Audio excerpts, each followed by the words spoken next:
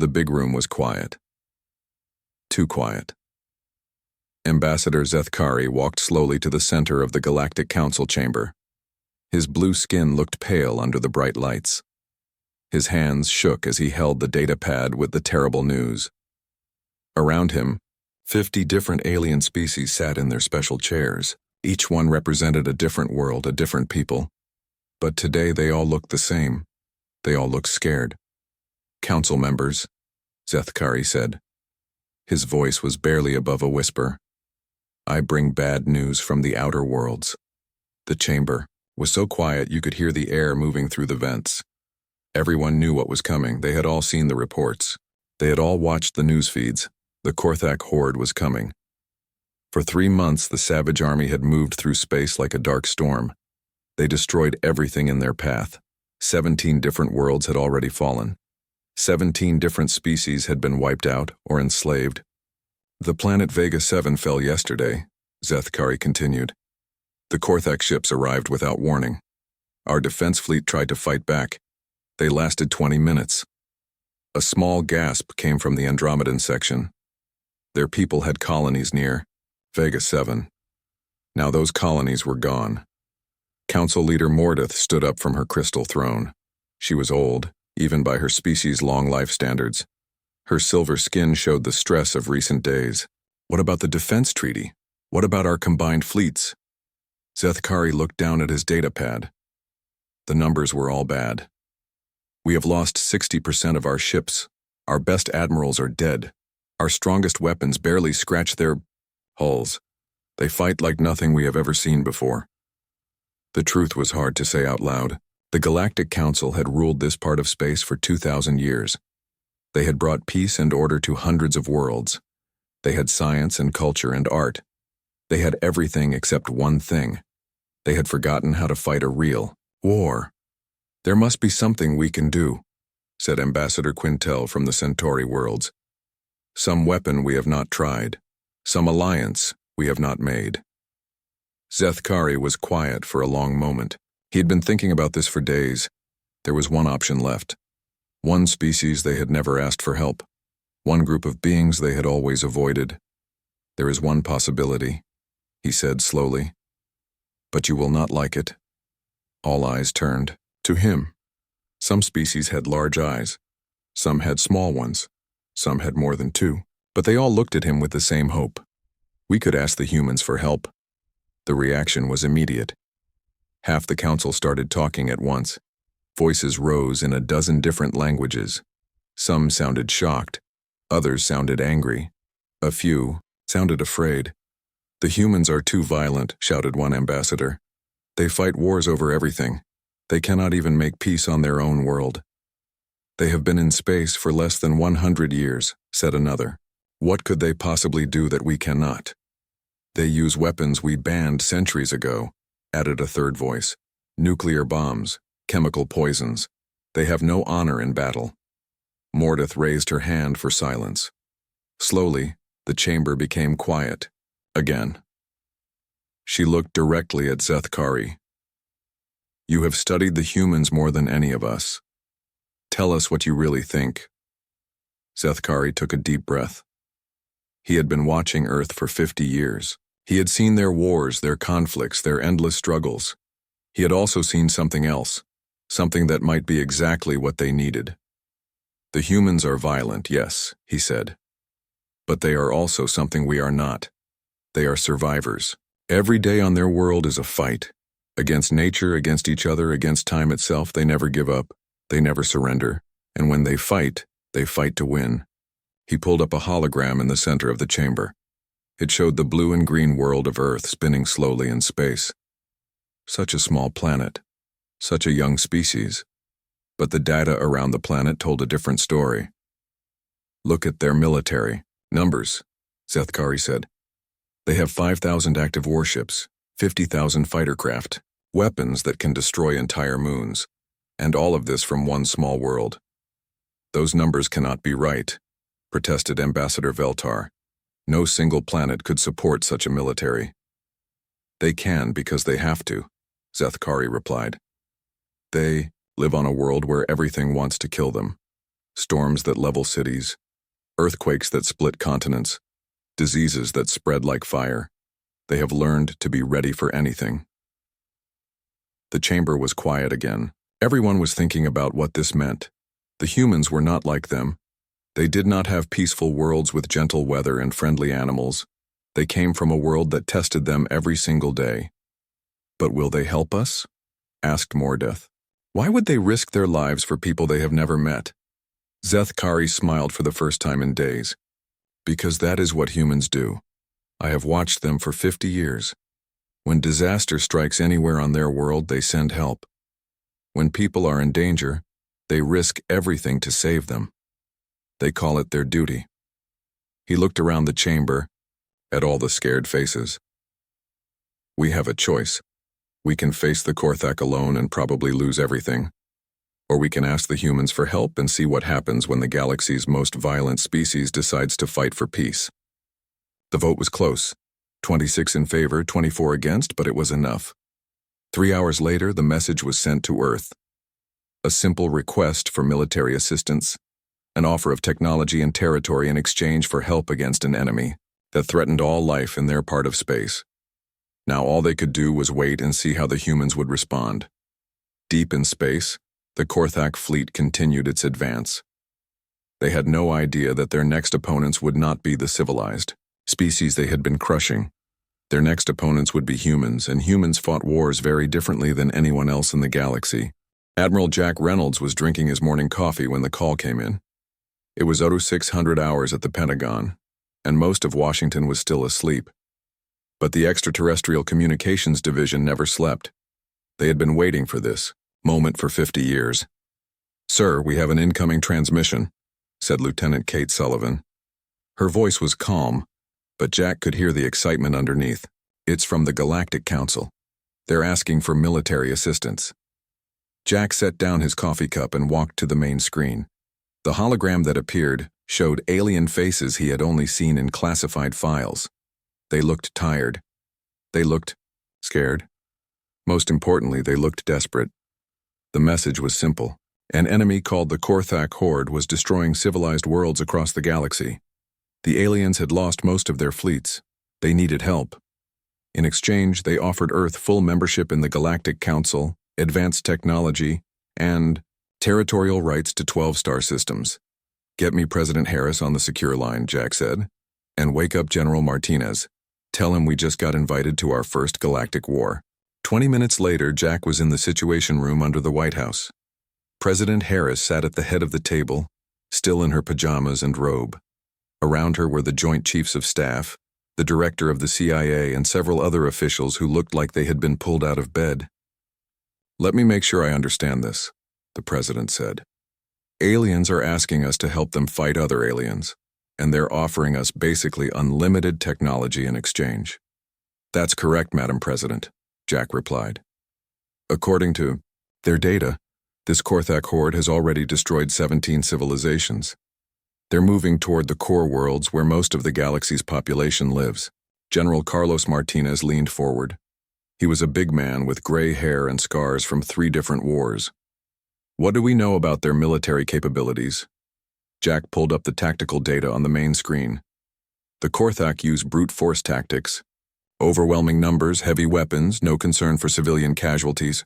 The aliens were being asked to help fight with what they call honorable tactics. Formal challenges, single combat, rules of engagement that limit collateral damage. "So, they're losing because they're trying to fight nice," said the Secretary of Defense. "Essentially, yes." President Harris was quiet for a moment. Everyone in the room knew what she was thinking. This was the biggest decision in human history. What they decided in the next few hours would determine Earth's place in the galaxy for generations to come. "What's our current military readiness, Y2?" she asked. "Excellent, Madam President," General Martinez replied. "We have 847 operational warships ranging from destroyers to dreadnought-class vessels. Our orbital defense platforms can be converted to long-range artillery in 72 hours. We have approximately 50,000 active fighter craft and another 30,000 in reserve." The CIA director spoke up. Our intelligence suggests the aliens have never seen human-style warfare. They don't use nuclear weapons, chemical weapons, or kinetic bombardment. They've never developed anything like our submarine warfare or stealth technology. How many ships can we deploy immediately? The president asked. All of them, Martinez said without hesitation. Madam President, this is exactly the kind of situation we've been preparing for. An external threat that requires rapid, overwhelming response. Every war game we've run for the past 20 years has been based on scenarios just like this. President Harris looked around the room. Opinions? We have to help them, said the Secretary of State. If we don't, and they lose, we could be facing this Korthak horde at our doorstep eventually. The technology transfer alone would advance our civilization by centuries, added the science advisor. From a military standpoint, General Martinez said, this is an opportunity to establish Earth as a major power in galactic politics. If we succeed, no one will ever think of humans as a minor species again. The president nodded slowly. Admiral Reynolds, how quickly can we respond? The 7th Fleet is already in position at the lunar shipyards, Jack replied. We can have 200 ships moving toward their staging area within 12 hours. The rest of the fleet can follow within 48 hours. Do it, President Harris said. Full deployment. But I want to be very clear about our objectives. We're not going there as conquerors. We're going as liberators. Every action we take reflects on all of humanity. 8 hours later, the first human fleet emerged from hyperspace at the Proxima staging area. Colonel Mike Thompson stood on the bridge of the UES Devastator, watching as ship after ship materialized around him. The sight was beautiful and terrifying at the same time. Contact established with the Velen command ship, reported Communications Officer Lisa Parker. They want to speak with you, sir. The alien face that appeared on the main screen was unlike anything the crew had ever seen. Admiral Quintel had 4 arms, 6 eyes, and skin that changed color based on his emotions. Right now, it was shifting between blue and yellow, which Thompson's briefing materials said meant confusion. Colonel Thompson, the alien said in accented but clear English, we are grateful for your rapid response. However, we expected perhaps a small scouting force to assess the situation. Surely you do not need such a large fleet for reconnaissance. Thompson smiled. It was not a friendly smile. Admiral, humans don't do reconnaissance missions when civilians are dying. We do liberation campaigns. This isn't a scouting expedition. This is the beginning of the end for the Korthak horde. The aliens. Skin turned completely yellow. Colonel, with respect, the Korthak have been fighting for generations. They have destroyed fleets much larger than yours. Perhaps a more cautious approach.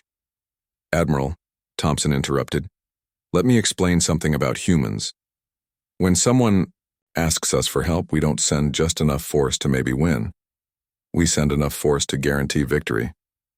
Every ship you see here is designed for one purpose: to destroy our enemies so completely that their friends think twice before threatening peaceful people. On Earth, the mobilization continued. Factories that had been building civilian spacecraft were retooled to produce military vessels. The asteroid mining operations were converted to munitions production. Even civilian ships were being equipped with human weapons technology. At Fort Bragg, General Martinez briefed his staff. Ladies and gentlemen, we have 72 hours to show the galaxy what human warfare looks like. Every Korthak ship that escapes will tell others about us. Every rescued civilian will remember who saved them. We are not just fighting a war. We are writing the story of how Earth joined the galactic community. The staff officers nodded grimly. They had trained for this their entire careers. Rapid deployment, overwhelming force, precise application of violence to achieve political objectives. This was what humans did best. Remember, Martinez continued, we're not fighting for territory or resources. We're fighting for the right of peaceful species to exist without fear. The whole galaxy is watching. Let's give them a show they'll never forget. In orbit around Earth, the massive production facilities worked around the clock. New ships rolled off the assembly lines every 6 hours. Weapons that had been theoretical just days before were now being mass-produced and shipped to the front lines. The aliens had asked for help. Humanity was about to show them what help looked like when it came from a species that had spent its entire history fighting for survival. The Korthak horde had no idea what was coming for them. War Master Grulnash stood on the bridge of his flagship, watching the tactical display with satisfaction. Below them, the planet Kepler 442b burned. Another world conquered, another species crushed under the might of the Korthak horde. He was a massive creature even by Korthak standards. 10 feet tall with thick gray skin and 4 powerful arms. Scars covered his body from 100 battles. Each scar told a story of victory against the weak civilized races of this galaxy. "War Master," called his lieutenant Skorthak, "we are receiving reports from the outer sensor grid. A new fleet approaches." Grulnash barely looked up from his war trophies. The civilized species always sent fleets to challenge him. They always followed the same pattern. First, they would demand he surrender. Then they would offer single combat between champions. Finally, they would attack in neat formations that were easy to destroy. "What species this time?" he growled. "Unknown, War Master. The ships do not match any design in our database. They appear to be from a species called humans." Humans? Grulnash had never heard the name before. Another weak race come to die for strangers. Deploy the standard formation. We will crush them quickly and return to the planet. But as the human fleet came into visual range, something was different. These ships were not like the elegant vessels of the other species. They were dark, angular, and covered with weapons. Lots of weapons. More weapons than Grulnash had ever seen on ships that size. "War Master," Skorthak said, his voice uncertain. "They are not requesting parley. They are not offering formal challenge. They are simply approaching." Commander Steve Baker stood on the bridge of the UES Thunder, studying the enemy formation through the tactical display. Around him, his crew worked with quiet efficiency. No one spoke unless necessary. Everyone knew their job. "Range to target?" Baker asked. 50,000 kilometers in closing, replied Weapons Officer Danny White. "Enemy formation analysis. Standard Korthak battle line, sir. Heavy ships in the center, lighter vessels on the flanks. They're maintaining ceremonial spacing for individual combat." Baker almost smiled. The aliens had briefed them on Korthak tactics. They fought like medieval knights in space. Honor duels, single combat, formal challenges, all very impressive and all completely useless against humans who had learned warfare in the trenches of World War I and the jungles of Vietnam. "All ships, this is Commander Baker. Begin Operation Shock and Awe. Target their command vessel first. Fire on my mark." Across the human fleet, weapons systems came online. Particle beams that could cut through starship armor like paper. Kinetic rounds that hit with the force of meteors.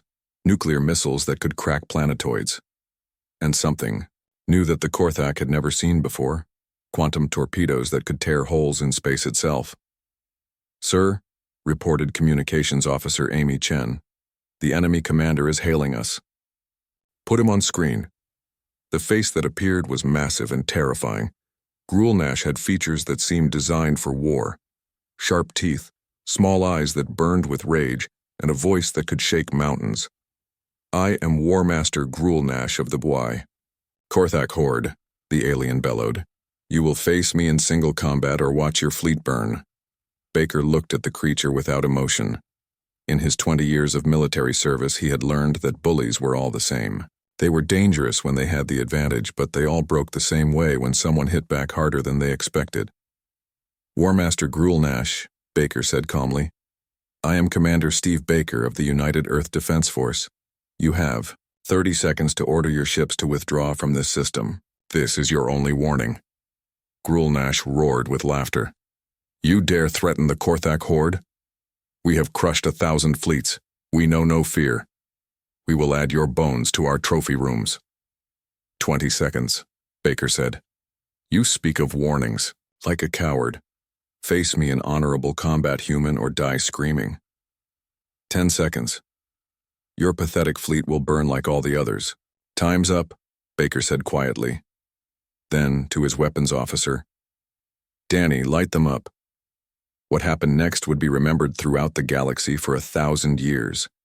The human fleet opened fire simultaneously, not one ship at a time as the Korthak expected. Not with formal challenges or ceremonial combat. All 200 human vessels fired every weapon they had at the same time. The space around the Korthak fleet lit up like a new star. Particle beams cut through their shields as if they were not there. Kinetic rounds punched holes through armor that had never been breached. Nuclear missiles turned the smaller ships into expanding clouds of plasma. In the first 30 seconds, the Korthak lost 40% of their fleet. "Impossible!" Grulnash screamed as his ship shook under the human bombardment. "No one fights like this. Where is your honor? Where are your challenges?" His answer came from Commander Baker's calm voice on the open channel. "Honor doesn't save," lives Warmaster. "Superior firepower does." The battle that followed was not really a battle at all, it was a demonstration. The humans moved through the Korthak formation like a surgeon's knife, cutting away enemy ships with precision and efficiency. They used tactics the Korthak had never seen before. Some human ships would suddenly disappear from sensors only to reappear behind Korthak vessels and attack their weakest points. Others would fire weapons that seemed to bend space itself, hitting targets that should have been impossible to reach. But what shocked the Korthak most was not the human weapons or tactics. It was their complete lack of emotional response. They were not angry or excited or afraid. They were simply doing a job they were very, very good at. "All enemy vessels neutralized," reported Danny White after 4 hours of fighting. "No human casualties." Baker nodded and opened a channel to the planet below. The population of Kepler 442b had been hiding in underground shelters waiting to die. Instead, they heard something they had never expected. "This is Commander Baker of the United Earth Defense Force. The Korthak fleet has been destroyed. You are safe. Our medical teams will be landing in 30 minutes to provide assistance. Our engineers will begin repairing your infrastructure immediately. On behalf of the human race, welcome back to freedom." On his flagship, Grulnash lay dying among the ruins of his bridge. Half his crew was dead. His ship was broken and drifting. For the first time in his life, he had been completely, utterly defeated. With his last breath, he managed to send a message to the main Korthak fleet. "Do not fight the humans in open battle. They are not like the others. They are... But he died before he could finish the warning. On the planet below, rescue ships from the human fleet were already landing. But these were not conquest ships. They carried doctors and engineers, and food supplies. The humans had come not to conquer but to heal. The galaxy took notice. Word spread through the communication networks faster than light. The humans had not just defeated the Korthak. They had destroyed them without losing a single ship. And then they had immediately begun helping the people they had rescued. No one had ever seen anything like it. The Korthak horde suddenly realized they had a new enemy. An enemy unlike any they had ever faced. An enemy that did not fight for honor or glory or conquest. An enemy that fought for other people's freedom. And that, they were about to learn, was the most dangerous enemy of all. The news traveled through the galaxy faster than any ship could fly. On 1,000 different worlds in hundreds of different languages, the same impossible story was being told. The humans had done what no one else could do. They had defeated the Korthak horde. Admiral Susan Clark received the hero's welcome on Zephyr Prime 3 days after the liberation. She walked down the ramp of her shuttle to find thousands of Zephyrians waiting for her. They had blue skin and large eyes that sparkled with tears of joy. Many of them held flowers from their sacred gardens. "Admiral Clark," said Chancellor Veltar as he approached with his honor guard, "we owe you a debt that can never be repaid. How can we thank the humans for what you have done?" Susan looked around at the crowds of grateful aliens. Behind them, she could see human engineers already working to repair the damage the Korthak had done to the city. Medical teams were setting up field hospitals. Supply ships were unloading food and medicine. "Chancellor," she said with a smile, "seeing your people free is thanks enough. That's why we came." But Veltar was confused. He had been expecting demands for tribute, for territory, for slaves. That was how conquerors always behaved. Instead, the humans seemed more interested in fixing things than taking things. "I do not understand," he admitted. "Your people traveled across the galaxy to fight for us.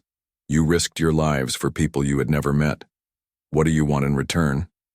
Susan thought about how to explain something that seemed obvious to every human, but apparently made no sense to anyone else in the galaxy.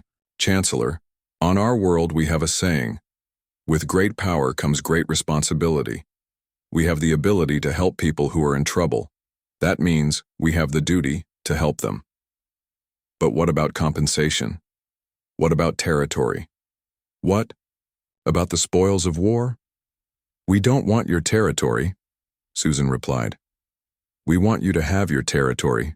We don't want spoils of war. We want there to not be any more wars to have spoils from." The conversation was interrupted by a young Zephyrian girl who ran up to Susan and held out a small flower. "Thank you for saving my family," she said in broken English. Susan knelt down and accepted the flower. "You're welcome, sweetheart. And you don't need to thank me. Protecting families is what humans do." Meanwhile, in the Galactic Council chambers, emergency sessions had been going on for 3 days straight. Representatives from every member species were trying to understand what had just happened. "The tactical reports make no sense," said Admiral Quintel, his skin shifting through several colors of confusion. "The humans destroyed a Korthak battle fleet without losing a single vessel. That should be impossible." Ambassador Zethkari pulled up the battle recordings on the main display. "Look at their tactics. They do not fight ship to ship like civilized species. They fight fleet to fleet. Every human ship coordinates with every other human ship. They move like a single organism. More troubling," added Council Leader Mordeth, "is their complete disregard for honorable combat. They gave the Korthak 30 seconds to surrender. When that time expired, they opened fire with everything they had. No formal challenges, no single combat, no warning shots." "Is that not what we wanted?" asked Ambassador Dexmara from the Centauri Confederation. "Did we not ask them to stop the Korthak advance?" "Yes, but we expected them to fight like us, with dignity, with honor, with respect for their enemies." Zethkari made a sound that might have been laughter in his species. "You still do not understand. Humans do not respect their enemies. They respect their friends. The Korthak were attacking innocent people. That made them enemies. And humans have no mercy for enemies who hurt innocent people." The debate was interrupted by an incoming transmission from Admiral Clark on Zephyr Prime. Her image appeared in the center of the chamber, and every council member leaned forward to hear what she had to say. "Council Leader Mordeth," Susan began, "I wanted to report that Zephyr Prime has been completely liberated. Korthak ground forces have surrendered. We have captured their equipment and are interrogating their officers to learn about their remaining fleet positions." "Admiral, your efficiency is remarkable," Mordeth replied. "We had estimated it would take months to drive the Korthak from Zephyr Prime. It took 3 days because we didn't waste time with honor duels or formal challenges," Susan said bluntly. "We came here to win, not to look impressive. The Zephyrian people needed help immediately. Every hour we spent on ceremony was another hour their people suffered." "But what about the rules of civilized warfare?" protested Ambassador Quintel. Susan's expression hardened. "With respect, Ambassador, civilized warfare is a contradiction in terms. War is never civilized. It's organized violence with a political goal. The only civilized thing to do is end it as quickly as possible with as few casualties as possible." "And what do you intend to do with your Korthak prisoners?" asked Mordeth. "Turn them over to the species they wronged for trial," Susan replied.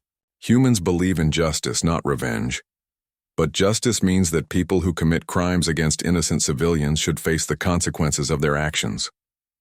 After the transmission ended, the council chamber was quiet for a long time. Finally, Ambassador Zethkari spoke. "I have been studying humans for 50 years, he said. I thought I understood them, but watching them fight has taught me something new. They are not just warriors. They are protectors. There is a difference." "What difference?" asked Mordeth. Warriors fight for themselves, for glory, for territory, for honor. Protectors fight for other people, for justice, for freedom, for the right of innocence to live in peace. Warriors can be reasoned with, bargained with, defeated by other warriors. Protectors cannot be stopped until the people they are protecting are safe. On Earth, President Harris was meeting with her military advisors in the Situation Room. The reports from the front lines were all positive. Human forces had liberated 4-star systems in the past week. Korthak resistance was crumbling everywhere they made contact. "Madam President," said General Martinez, "we're receiving surrender offers from Korthak commanders throughout the Outer Rim. They're asking for terms." "What kind of terms?" "Mostly they want to know if we'll let them live if they stop fighting." President Harris considered this. "What's our policy?" "Same as always," said Admiral Reynolds. "Unconditional surrender, full cooperation with war crimes tribunals, complete withdrawal from all occupied territories. After that, they can try to rebuild their society into something that doesn't threaten peaceful people." "Any word from their high command?" "Nothing official. But our intelligence suggests there's panic in their leadership. They've never faced an enemy that fights the way we do. Their entire military doctrine is based on intimidating opponents with displays of individual strength. We don't get intimidated. We just solve problems." The president nodded. "Make sure our field commanders understand the rules of engagement. We're liberators, not conquerors. Minimum necessary force. Protection of civilians is the top priority. And I want our medical teams helping wounded Korthak soldiers too. Everyone deserves medical care." General Martinez looked surprised. "Even the enemy?" "Especially the enemy," Harris replied. "We want survivors to go back to their people and tell them what happens when you fight humans. We're not monsters. We're just very, very good at stopping monsters." Across the galaxy, the word was spreading. The humans were different. They fought differently. They thought differently. They had power that could crush entire fleets, but they used that power only to protect people who could not protect themselves. On Andromedas 4, refugees from the Korthak advance watched human ships arrive in their system. Instead of demanding tribute or territory, the humans simply asked where they could help most. Food, medicine, temporary housing, security, whatever was needed. On Vega 7, the first liberated world, human engineers were working around the clock to rebuild the planetary infrastructure. They were not building human colonies. They were rebuilding vegan cities exactly as they had been before the attack. And on 100 different worlds, the same conversation was happening in 100 different languages. Who are these humans? Why do they fight for us? What do they want from us? The answer was always the same. They were protectors. They fought because people needed protecting, and they wanted nothing except the chance to help. For the first time in galactic history, a species had arrived that was more interested in giving help than receiving tribute. The galaxy was about to learn what that meant. The final battle came at Drakmor, the heart of the Korthak Empire. It was a dark world of black stone and red skies, covered with massive fortresses that had never been breached in 1,000 years of warfare. The Korthak had retreated here, for their last stand, gathering every ship they had left into one final desperate defense. General Carlos Martinez stood on the bridge of the UES Constitution, looking down at the fortress world below. Around him, the largest fleet in human history hung in space like a constellation of metal stars. But they were not alone. Ships from 12 different alien species had joined them, crews eager to help finish what the humans had started. "General," reported Captain Dan Morris, "we have confirmed positions on all Korthak defense platforms. Their fleet is positioned in a standard orbital defense formation around the planet." Martinez nodded.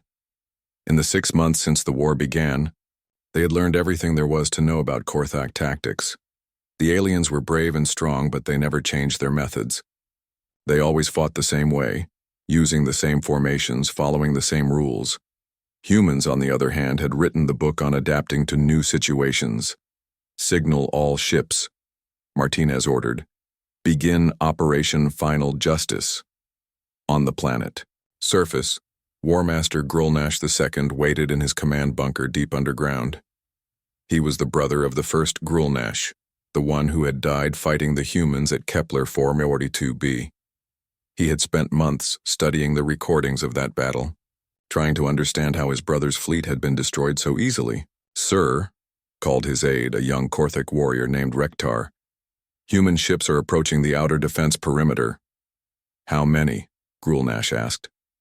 "All of them, sir. Our sensors show over 1,000 vessels, and they have allies with them." Grulnash felt something he had never experienced before in his life. Fear, not for himself but for his people. The humans had shown mercy to Korthak soldiers who surrendered, but they had also shown no hesitation in destroying those who continued to fight. "Open a channel to the human commander," he ordered. On the Constitution, General Martinez received the incoming transmission. The face that appeared on his screen looked much like the first Grulnash, but older and wiser. This one had the look of someone who had seen too much death. "I am War Master Grulnash II, the alien said in heavily accented English. "I wish to speak with your leader." "I'm General Martinez, commander of all human forces in this sector. What do you want to talk about?" "I want to discuss terms of surrender." The words hung in the air like smoke. Martinez had been expecting a final desperate battle, not a negotiation. He looked around his bridge at the faces of his crew. They all showed the same surprise. "What terms did you have in mind?" Martinez asked. "My people are warriors," Grulnash said. "We have always solved problems with strength, but you have shown us that there is strength in protecting the weak as well as in conquering them. We wish to learn this from you." "That's not how surrender works," Martinez replied. "You don't get to negotiate. You withdraw all forces from occupied territory, you turn over war criminals for trial, and you accept whatever restrictions we place on your military. Those are the only terms. And then what happens to the Korthak people?" Martinez was quiet for a moment. This was the question he had been hoping to avoid. What did you do with an entire species that had built their culture around conquest and warfare? "That depends on you," he said finally. "If you're serious about changing, then we'll help you rebuild your society. If you're looking for time to regroup and attack again, then we'll treat you as a permanent threat. How can we prove our sincerity?" "Actions," Martinez said simply. "Words are easy. Actions tell the truth." The surrender ceremony took place on the surface of Drakmor, in the same plaza where Korthak war masters had celebrated their victories for generations. But instead of victory parades, this was something the galaxy had never seen before. General Martinez stood with representatives from every species the Korthak had attacked: humans, Velans, Zephyrians, Andromedans, and others. Facing them was Grulnash and his surviving officers, their weapons laid down at their feet. "By the authority granted to me by the United Earth Defense Force and the Galactic Council," Martinez began, "I accept the unconditional surrender of all Korthak military forces. You will withdraw immediately from all occupied territories. You will cooperate fully with war crimes tribunals, and you will submit to monitoring to ensure compliance with these terms." Grulnash stepped forward. "I understand and accept these conditions on behalf of my people." But then Martinez did something that surprised everyone present, including his own staff. He stepped forward and offered his hand to the alien War Master. "War Master Grulnash, your people have caused great suffering, but suffering can end. Violence can stop. If you're serious about changing, then the human people will help you build something better." Grulnash stared at the offered hand. In Korthak culture, touching an enemy was either the beginning of combat or a sign of deep respect. He reached out slowly and shook the human's hand. "Why?" he asked. "Why would you help us after what we have done?" Martinez smiled. "Because that's what humans do. We believe everyone deserves a chance to be better than they were." 6 months later, Admiral Jack Reynolds stood before the expanded Galactic Council in their new chambers. The room was larger, now with spaces for 50 additional species that had joined after the human victory. Earth's flag hung alongside the banners of worlds that had been enemies just a year before. "Council Leader Mordith," Jack began, "I'm here to present the final report on Operation Galactic Freedom." The chamber was quiet as he spoke. "All occupied territories have been liberated. War crimes trials have been completed for those who chose to fight rather than surrender. Reconstruction efforts are ahead of schedule on all affected worlds. And I'm pleased to report that former Korthak military personnel are now serving alongside human forces as peacekeepers in 3 different star systems. Ambassador Zethkari raised his hand. Admiral, many of us still struggle to understand human motivations. You had the power to enslave the Korthak, to take their territory, to rule their people. Instead, you helped them rebuild. Why? Jack looked around the chamber at all the different faces. Some were alien species he had never seen before the war started. Others were former enemies who were now allies. All of them were waiting for his answer. Ambassador, on Earth we learned something a long time ago. You can't build lasting peace through conquest. You can only build it through justice and cooperation. We didn't come here to rule the galaxy. We came here to make sure everyone in the galaxy has the chance to rule themselves. Council Leader Mordeth stood up. Admiral Reynolds, on behalf of the Galactic Council, I want to officially welcome Earth as a full member of our community. But more than that, I want to thank humanity for showing us something we had forgotten. What's that? That true strength comes not from the ability to destroy your enemies, but from the wisdom to turn enemies into friends. The ceremony that followed would be remembered for generations. Earth was not just joining the Galactic Council. They were changing it. New rules were established for mutual defense. New treaties were signed for cultural exchange. New trade agreements were negotiated that benefited everyone involved. But most importantly, a new principle was established that would guide galactic civilization for centuries to come. The strong had a duty to protect the weak, not exploit them. As Jack walked through the corridors of the space station after the ceremony, he was stopped by a young Korthak officer wearing a human uniform. The alien saluted smartly. Admiral Reynolds, sir. Lieutenant Skorthak reporting. Lieutenant, Jack replied, returning the salute. How are you adjusting to human military doctrine? It is difficult, sir, but rewarding. Learning to fight for others instead of against them. My people are still learning this concept. It takes time, Jack said, but you'll get there.